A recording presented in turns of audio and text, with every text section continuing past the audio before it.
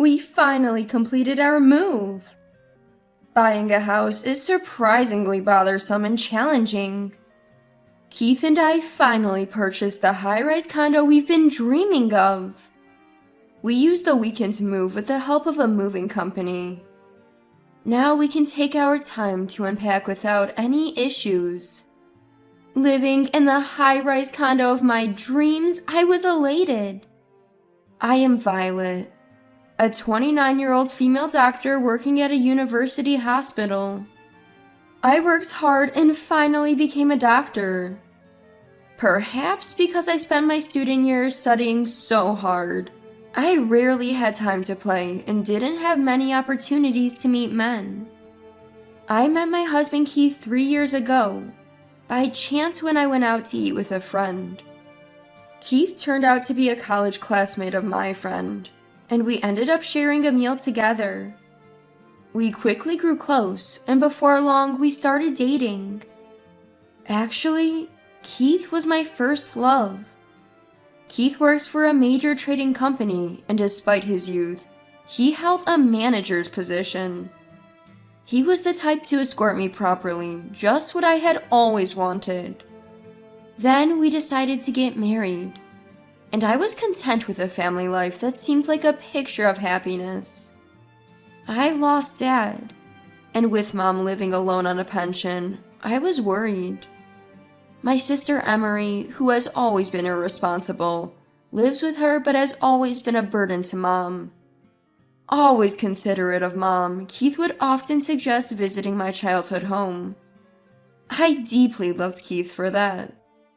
And there I was, a doctor, juggling the demands of my job with my family life. However, often exhausted, I would fall asleep, and we hadn't been able to have children. Shall we start living in a way that's aimed at getting pregnant? It's tough when we barely have time, and we can't seem to have a kid. What? Living aimed at getting pregnant? Don't overthink it. It's not about just going for it without a plan. We need to time things properly to increase the chances. Yeah. I know that, but... Is there something you're unhappy with?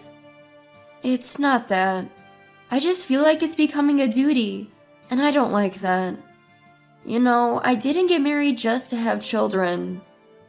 Yeah, that's true. Then let's not do it. I don't want to do anything that makes you unhappy, so let's just keep it natural. We'll go at our own pace. Keith said this and kindly understood my feelings.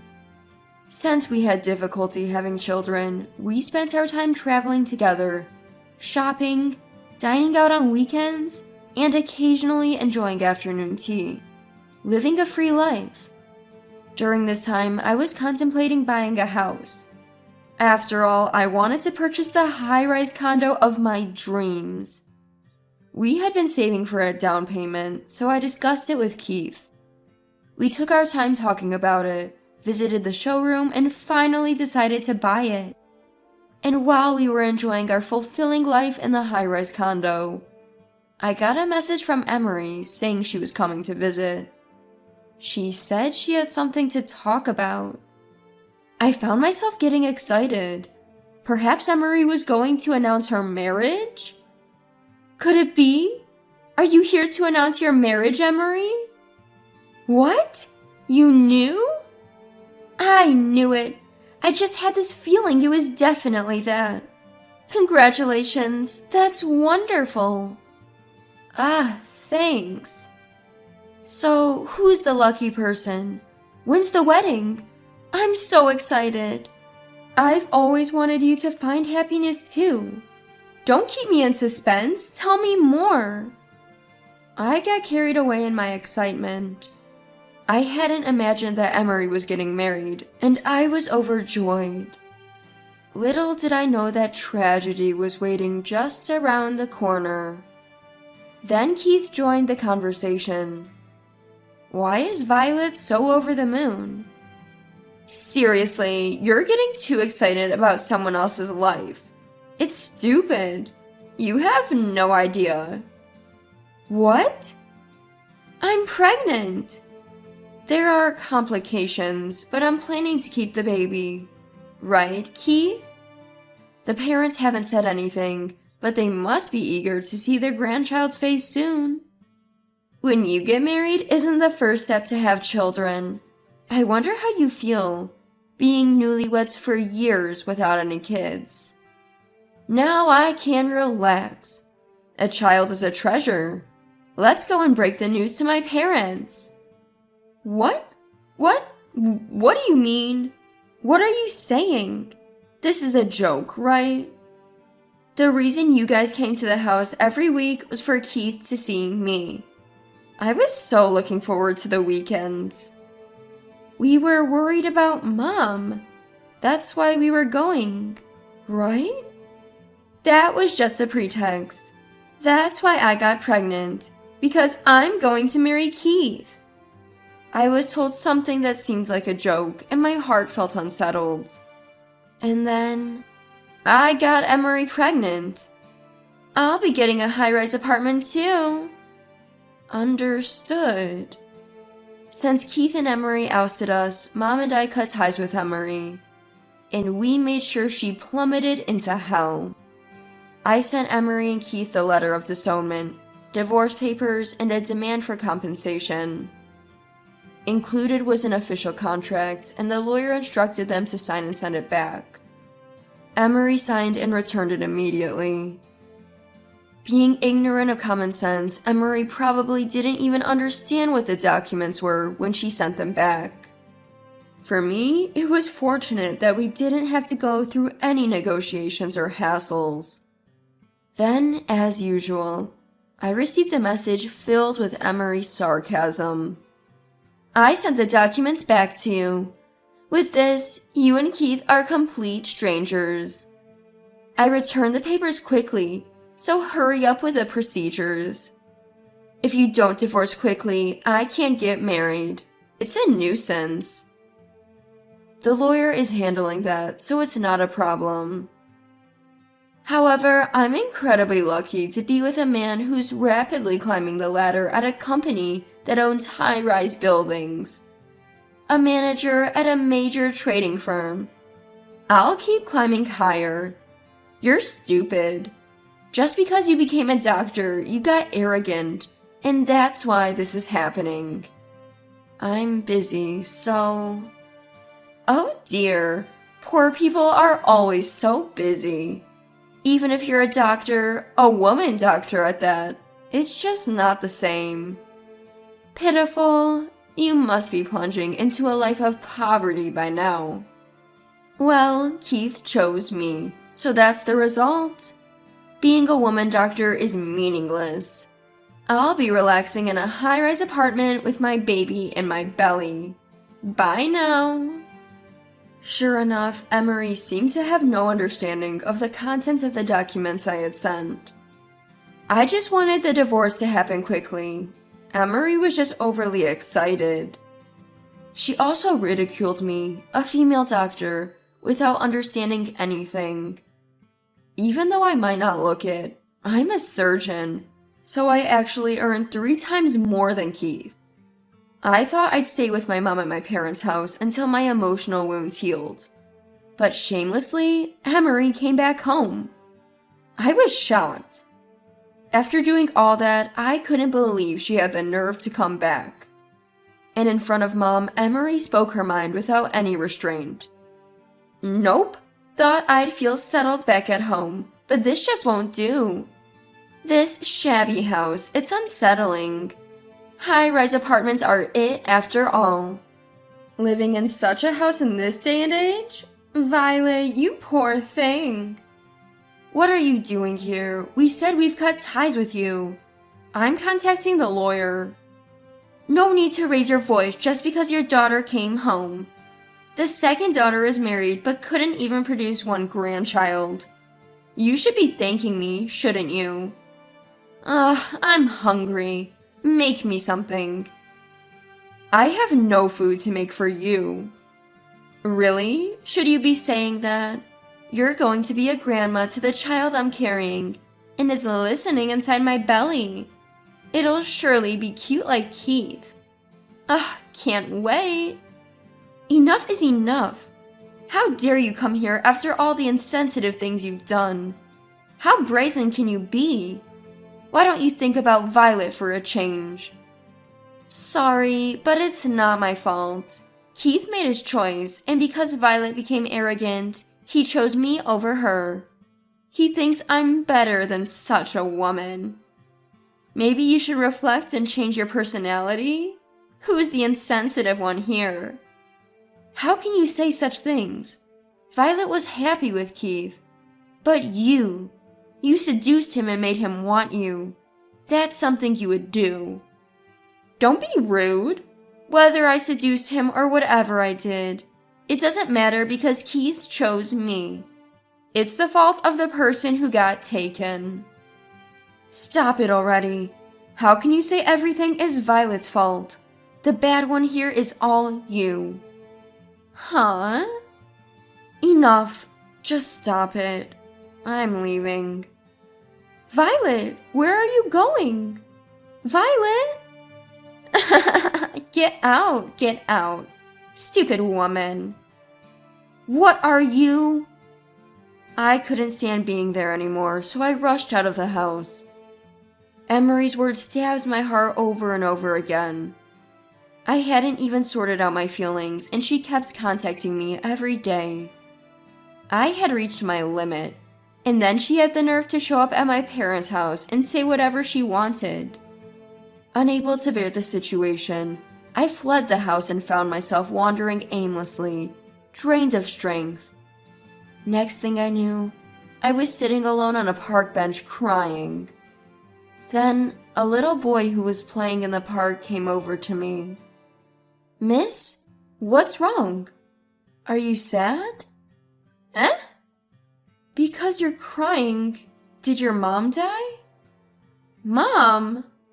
Yeah, I only cried once when my mom died. It was really sad. But you know, when my mom was healthy, she told me, if you have a sad face, sad things will happen. So she said it's better to smile. Is that so? Miss, if you smile, good things will come. I see. If I smile, good things will happen. Yes, smile like this. With that, the boy gave me a smile. His smile shone with a brightness that could outshine anyone's. At first, I was bewildered to be encouraged by such a little kid, but it somehow warmed my heart. Despite being so young and having lost his mom, this boy was staying positive. It made me think, what am I doing dwelling on my problems? And just like that, I was able to get over Keith. The fact that Emery got involved with him was true, and it wasn't just her fault. That's just the kind of man Keith was. Even if this incident hadn't happened, who knows what might have happened later?